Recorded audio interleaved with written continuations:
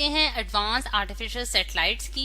Advance artificial satellites में students सबसे पहले अगर हम देखें कि हमने आर्टिफिशियल सैटेलाइट्स के बारे में पढ़ा है, जैसा कि हमारे पास दो तरह की सैटेलाइट्स होती हैं। एक हमारे पास नेचुरल सैटेलाइट्स हैं जिसमें हमारे पास मून आ जाता है, यानी कि जो अर्थ के अराउंड रिवॉल्व कर रहा है। और आर्टिफिशियल सैटेलाइट्स वो सैटेलाइट्स हैं जो कि ह्यूमन मेड है, यानी कि जो इंसानों ने जो सैटेलाइट्स बनाई हैं अपनी कम्युनिकेशन के लिए, वो हमारे पास जो है वो आर्टिफिशियल सैटेलाइट्स कहलाती हैं। ठीक है, इन ह्यूमन मेड जो हमारे पास सैटेलाइट्स हैं। ठीक है, अच्छा अब अगर हम देखें कि हमारे पास ये सैटेलाइट्स जो हैं ये किस तरह से लॉन्च की जाती हैं, यानी कि अर्थ के अराउंड जो है इनकी जो है मतलब कि अर्थ के अराउंड हम किस तरह से इनकी रोटेशन जो है वो करवा सकते हैं।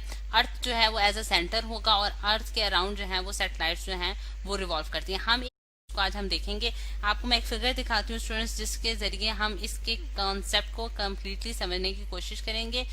ME जो है वो मास ऑफ द अर्थ है और जो रेडियस ऑफ द अर्थ है स्टूडेंट्स वो कैपिटल RE से हमने डिनोट किया है। अब सैटेलाइट जो कि मैंने यहाँ एक डिफरेंट कलर से शो कर देती हूँ स्टूडेंट्स, जैसा करते हैं और उसको मूव कराएं तो उसकी जो हमारे पास जो टेंजेंशियल वेलोसिटी होती है वो अलोंग द टेंजेंट होती है, यानी कि एक ऐसा पॉइंट, एक ऐसी line boundary of the gravitational field है, यानी कि वो फील्ड जिसके अंदर हम ग्रेविटी के इफेक्ट्स को महसूस कर सकें, उनके अंदर ही इनकी जो है लॉन्चिंग की जाती है। और ये ऑलमोस्ट जो है जिस तरह से अगर हम क्लोज ऑर्बिटिंग सैटेलाइट्स की बात करें, यानी कि वो सैटेलाइट्स जो कि अर्थ के बहुत करीब हैं, जिन्हें हम कहते हैं कि ये क्लोज ऑर्बिटिंग सैटेलाइट्स हैं, ये ऑलमोस्ट जो है 400 किलोमीटर की डिस्टेंस से जो है वो अर्थ के सेंटर मतलब के जो है वो अर्थ से इनका जो डिस्टेंस होता है, यानी कि height above the earth surface, यानी कि यहाँ से यहाँ तक जो हाइट जिसे मैंने H से डिनोट की है, ये स्टूडेंट्स यानी कि सरफेस से लेके उस सैटेलाइट के ऑर्बिट तक की जो हमारे पास हाइट है वो ऑलमोस्ट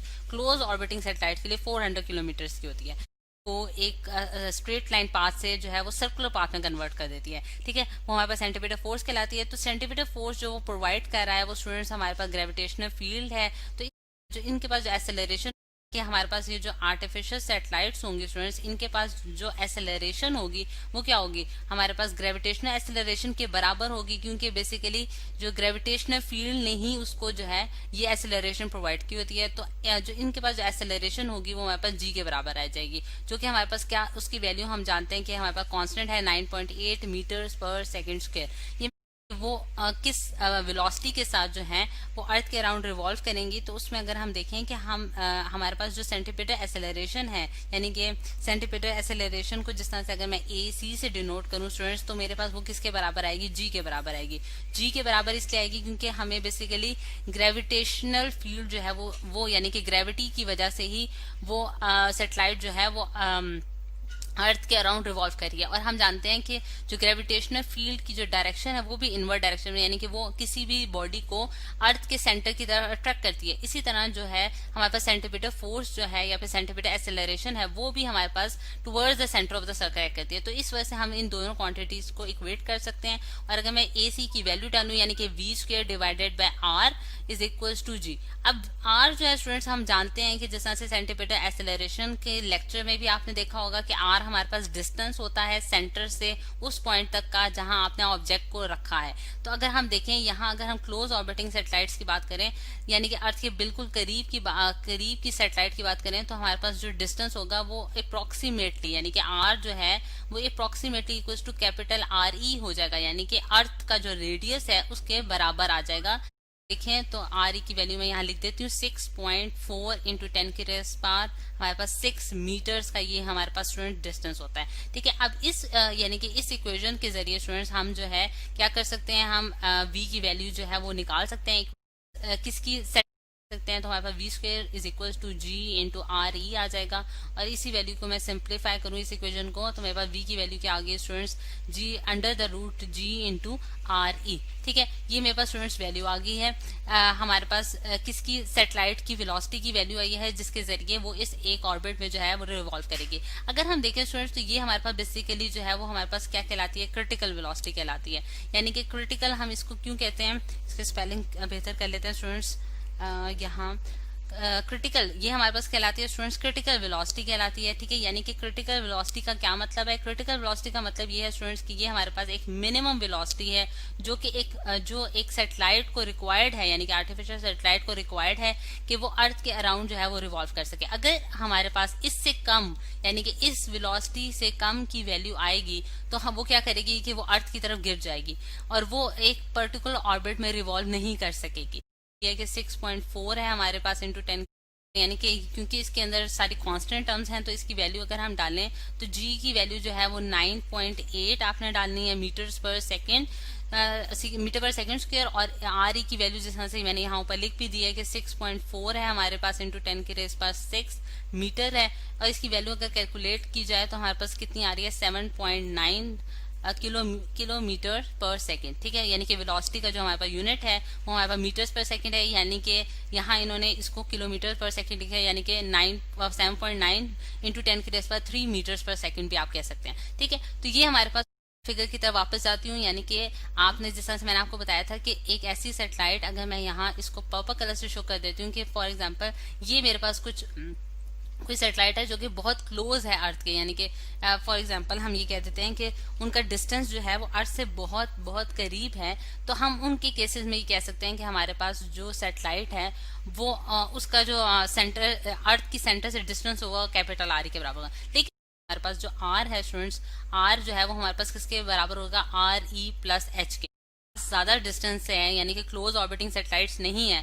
तो उस केस में हमारे पास स्टूडेंट्स इनका जो डिस्टेंस है, यानी कि आर डिस्टेंस जो है वो आर ई के बराबर नहीं आएगा, बल्कि उस केस में हमारे पास जो आर है स्टूडेंट्स, आर जो है वो हमारे पास किसके बराबर होगा? आर ई प्लस एच के, जैसा कि इस फिगर में शो किया जा रहा है। तो वाइस मैं फिगर की तरफ जा रही हूँ कि हमारे पास आर जो है स्मॉल आर, यानी कि स्मॉल आर हमारे पास क्या होगा? ये capital R E plus R H के बराबर होगा, यानी कि ये पूरा डिस्टेंस जो है ये हमारे पास radius of the earth plus height, यानी कि इसकी सरफेस से सैटेलाइट तक की हाइट के को एडअप करके हम निकालेंगे। इंक्रीज होती है इस केस में स्टूडेंट्स हमारे पास क्या होगा कि हमारे पास जब ऐसी सैटेलाइट्स होती हैं तो उस केस में हमारे पास क्या होता है कि जब वो अर्थ के सेंटर से दूर जाती हैं तो एक रिलेशन जो हम पढ़ चुके हैं जी के बारे में कि हम जानते हैं कि जी की वैल्यू जो है वो डिक्रीज होती है इनवर्सली स्क्वायर ऑफ द, मतलब कि 1/r स्क्वायर से उसमें डिक्रीज आता है, ठीक है। यानी कि जी की वैल्यू हमारे 1/r स्क्वायर से डिक्रीज हो रही होती है।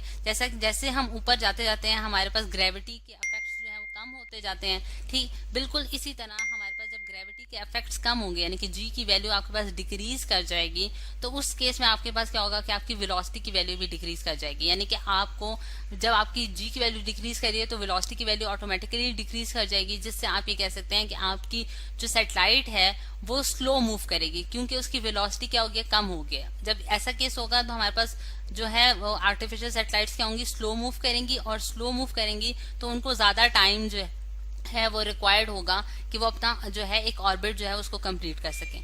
अब टाइम स्टूडेंट्स, टाइम पीरियड, यानी कि एक रेवोल्यूशन कंप्लीट करने के लिए जो हमें टाइम रिक्वायर्ड होता है वो हमारा टाइम पीरियड कहलाता है। तो हमारे पास वो क्या इसके बराबर आएगा? s डिवाइडेड बाय v के, यानी कि जिस तरह से आप जानते हैं s is equal to V T का फॉर्मूले में मैं टाइम का, अगर टाइम को निकालना चाहूँ तो s डिवाइड बाय v कर दूंगी। s जो है वो पूरा उसका जो डिस्टेंस उसने ट्रेवल किया होगा वो होगा हमारे पास, जो कि अगर हम क्लोज ऑर्बिटिंग सैटेलाइट के लिए निकाले तो 2πr डिवाइडेड बाय v के बराबर आ जाएगा। और आज जैसा कि मैंने आपको बताया कि अगर क्लोज ऑर्बिटिंग सैटेलाइट्स हैं तो उसके लिए हम radius of the earth consider करेंगे, आर ई में लिख देती हूँ, ठीक है। इसमें आप वैल्यूज पुट करें, यानी कि 2 इंटू 3.14 पाई की हमारे पास वैल्यू आ जाती है, इंटू 6400 किलोमीटर्स, यानी कि हमने radius of the earth put किया स्टूडेंट्स। और उसके बाद हम वेलोसिटी की वैल्यू जो कि अबव इक्वेशंस में हमने कैलकुलेट किया वो हमारे पास 7.9 किलोमीटर्स पर सेकेंड आई है, ठीक है। सेकेंड्स आता है, ठीक है। वैल्यूज को पुट करने के बाद अगर हम इसको सॉल्व करें कैलकुलेटर पे तो हमारे पास जो टाइम पीरियड आता है स्टूडेंट्स की कितना टाइम इसने रिक्वायर्ड किया है एक सर्कल कंप्लीट करने में, तो वो हमारे पास स्टूडेंट्स अप्रोक्सीमेटली 50-60 जो है सेकंड्स आता है, ठीक है। यानी कि आप इसको अगर मिनट्स में कन्वर्ट करें स्टूडेंट्स तो हमारे पास 84 मिनट्स आ जाते हैं अप्रोक्सीमेटली, ठीक है। ये मैंने सेकंड लिखा है यहाँ, ये सेकंड का टाइम मतलब सेकंड्स में है और ये हमारे पास 84 मिनट्स आ गए हैं अप्रोक्सीमेटली। हमारे पास 84 मिनट्स जो हैं वो रिक्वायर्ड हैं एक सैटेलाइट को कि वो एक पूरा सर्कुलर ऑर्बिट जो है अपना कंप्लीट कर ले अर्थ के अराउंड, ठीक। अब अगर जिस तरह से मैंने यहाँ बात की थी कि अगर आपके पास सैटेलाइट जो है वो क्लोज ऑर्बिटिंग सैटेलाइट्स नहीं है, यानी कि वो लार्ज डिस्टेंस पे हैं अर्थ से, तो फिर उनको ज्यादा टाइम रिक्वायर्ड होगा, यानी कि वो 84 मिनट्स में अपना एक सर्कल कंप्लीट नहीं कर पाएंगी, बल्कि इससे ज्यादा टाइम जो है वो लेंगी। ठीक, अब अगर हम देखें कि हमारे पास ये जो सैटेलाइट्स हैं स्टूडेंट्स, इनके हमारे पास जो है वो यूजेस किस तरह से आ जाते हैं, किस तरह से हम इनको जो है अपनी के हमारी मतलब कि जो टेक्नोलॉजी में हम इनका किस तरह से इस्तेमाल कर रहे हैं। तो स्टूडेंट्स हमारे पास ग्लोबल जो सिस्टम है, जैसे हम कहते हैं कि हमारे पास ग्लोबल पोजीशनिंग सिस्टम, उसमें हमारे पास 24 सैटेलाइट्स हैं स्टूडेंट्स, आर्टिफिशियल सैटेलाइट्स, जो कि पूरी जो अर्थ के जो हैं और कम्युनिकेशन और उसको ग्लोबल विलेज जो जिसने बना दिया है, यानी कि आप कह सकते हैं कि हमारे पास हम इसके जरिए, इन सैटेलाइट्स के जरिए जो हैं वो बहुत सारी वेदर अपडेट्स और बहुत सारे लोगों मतलब कि पोजीशनिंग ऑफ इंटरेस्टिंग टॉपिक है हमारे लिए, उसमें हम देखते हैं कि वो अगर किसी एक जो है कंट्री में परफॉर्म हो रहा है लाइट के जरिए जो है उसको दुनिया के हर कंट्री में जो है वो है उसको 10 मीटर की एक्यूरेसी के